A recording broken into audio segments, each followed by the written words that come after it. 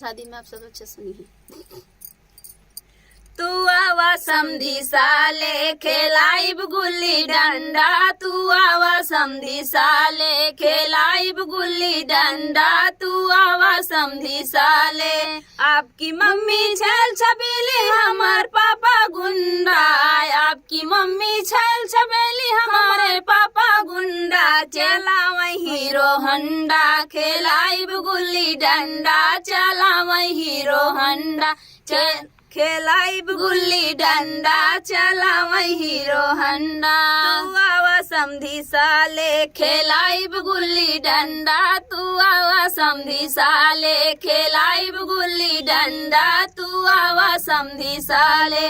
आपकी चाची छल छबीली हमार चाचा गुंडा, आपकी चाची छल छबीली हमार चाचा गुंडा। चला वही हीरो हंडा, चला वही हीरो होंडा खेलाइब गुल्ली डंडा, चला वही हीरो हंडा खेलाइब गुल्ली डंडा। तू आवा समधी साले खेलाइब गुल्ली डंडा, तू आवा समधी साले खेलाइब गुल्ली डंडा, तू आवा समधी साले।